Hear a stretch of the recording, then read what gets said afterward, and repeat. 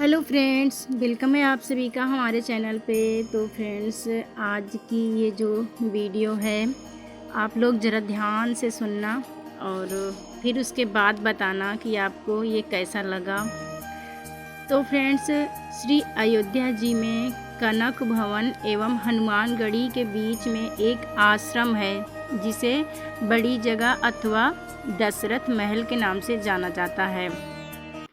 काफ़ी पहले वहाँ एक संत रहा करते थे जिनका नाम था श्री राम प्रसाद जी।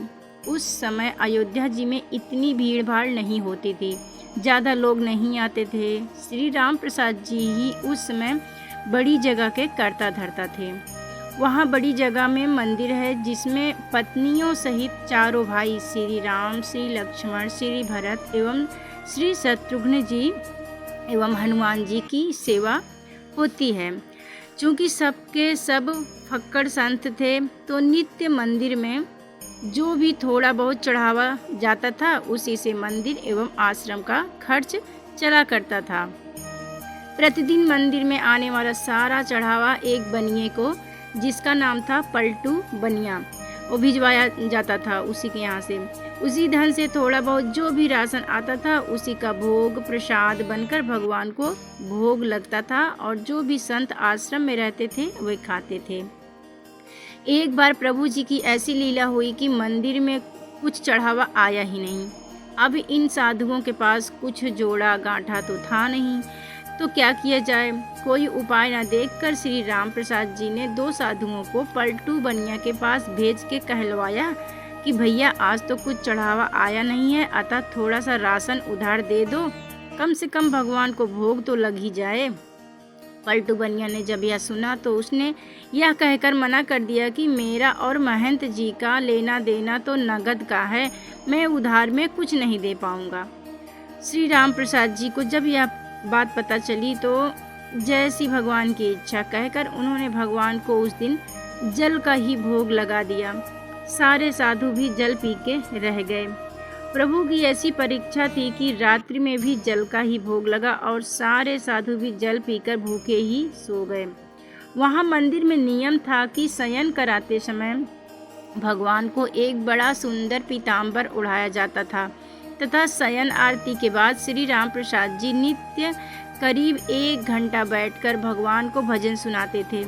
पूरे दिन के भूखे राम प्रसाद जी बैठे भजन गाते रहे और नियम पूरा करके सोने चले गए। धीरे धीरे करके रात बीतने लगी। करीब आधी रात को पलटू बनिया के घर का दरवाज़ा किसी ने खटखटाया। वो बनिया घबरा गया कि इतनी रात को कौन आ गया। जब आवाज़ सुनी तो पता चला कुछ बच्चे दरवाजे पर शोर मचा रहे हैं। अरे पलटू पलटू सेठ, अरे दरवाज़ा तो खोल। उसने हड़बड़ाकर खींचते हुए दरवाज़ा खोला। सोचा कि ज़रूर ये बच्चे शरारत कर रहे होंगे, अभी इनकी अच्छे से डांट लगाऊंगा। जब उसने दरवाज़ा खोला तो देखता है कि 4 लड़के जिनकी अवस्था 12 वर्ष से भी कम की होगी एक पीताम्बर ओढ़कर खड़े हैं। वे चारों लड़के एक ही पीताम्बर ओढ़े थे। उनकी छवि इतनी मोहक, ऐसी लुभावनी थी कि ना चाहते हुए भी पलटू का सारा क्रोध प्रेम में परिवर्तित हो गया और वह आश्चर्य से पूछने लगा, बच्चों तुम कौन हो और इतनी रात को क्यों शोर मचा रहे हो। बिना कुछ कहे बच्चे घर में घुस आए और बोले, हमें राम प्रसाद बाबा ने भेजा है। ये जो पीताम्बर हम ओढ़े हैं इसका कोना खोलो, इसमें 1600 रुपये हैं, निकालो और गिनो। ये वो समय था जब आना और पैसा चलता था। 1600 उस समय बहुत बड़ी रकम हुआ करती थी। जल्दी जल्दी पलटू ने उस पीताम्बर का कोना खोला तो उसमें सचमुच चांदी के 1600 सिक्के निकले। प्रश्न भरी दृष्टि से पलटू बनिया उन बच्चों को देखने लगा। तब बच्चों ने कहा, इन पैसों का राशन कल सुबह आश्रम में भिजवा देना। अब पलटू बनिया को थोड़ी शर्म आई। हाय, आज मैंने राशन नहीं दिया, लगता है महंत जी नाराज हो गए हैं, इसीलिए रात में ही इतने सारे पैसे भिजवा दिए। पश्चाताप, संकोच और प्रेम के साथ उसने हाथ जोड़कर कहा, बच्चों मेरी पूरी दुकान भी उठाकर मैं महंत जी को दे दूंगा तो भी ये पैसे ज़्यादा ही बैठेंगे। इतने मूल्य का सामान देते देते तो मुझे पता नहीं कितना समय लग जाएगा। बच्चों ने कहा, ठीक है, आप एक साथ मत दीजिए, थोड़ा थोड़ा करके अब से नित्य ही सुबह सुबह आश्रम भिजवा दिया कीजिएगा। आज के बाद कभी भी राशन के लिए मना मत कीजिएगा। पलटू बनिया तो मारे शर्म के ज़मीन में गड़ा जाए।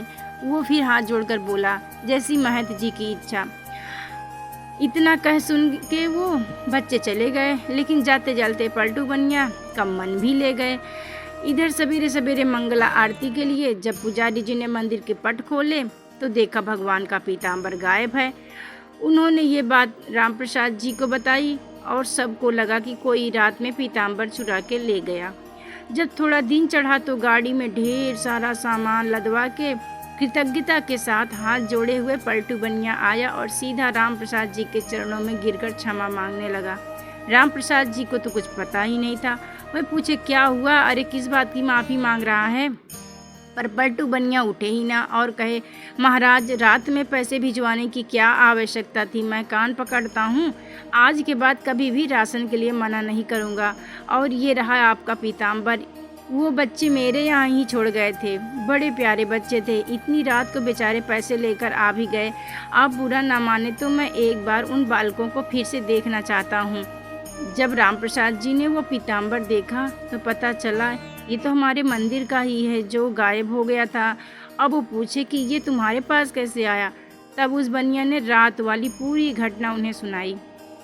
अब तो राम प्रसाद जी भागे जल्दी से और सीधा मंदिर जाकर भगवान के पैरों में पड़कर रोने लगे कि हे भक्त वत्सल, मेरे कारण आपको आधी रात में इतना कष्ट उठाना पड़ा और कष्ट उठाया सो उठाया। मैंने जीवन भर आपकी सेवा की, मुझे तो दर्शन ना हुआ और इस बनिए को आधी रात में दर्शन देने पहुंच गए। जब पलटू बनिया को पूरी बात पता चली तो उसका हृदय भी धक्क से होके रह गया कि जिन्हें मैं साधारण बालक समझ बैठा हुए तो त्रिभुवन के नाथ थे। अरे मैं तो चरण भी न छू पाया। अब तो वे दोनों ही लोग बैठकर खूब रोने लगे। इसके बाद कभी भी आश्रम में राशन की कमी नहीं हुई। आज तक वहाँ संत सेवा होती आ रही है। इस घटना के बाद ही पलटू बनिया को वैराग्य हो गया और यह पलटू बनिया ही बाद में श्री पलटू दास जी के नाम से विख्यात हुए। श्री राम प्रसाद जी की व्याकुलता उस दिन हर क्षण के बाद बढ़ती ही जाए और रात में शयन के बाद जब वे भजन गाने बैठे तो मूर्छित होकर गिर गए। संसार के लिए तो वे मूर्छित थे, किंतु मूर्छावस्था में ही उन्हें पत्नियों सहित चारों भाइयों का दर्शन हुआ और उसी दर्शन में श्री जानकी जी ने उनके आंसू पोंछे तथा अपनी उंगली से उनके माथे पर बिंदी लगाई, जिसे फिर सदैव उन्होंने अपने मस्तक पर धारण करके रखा। उसी के बाद से इनके आश्रम में बिंदी वाले तिलक का प्रचलन हुआ।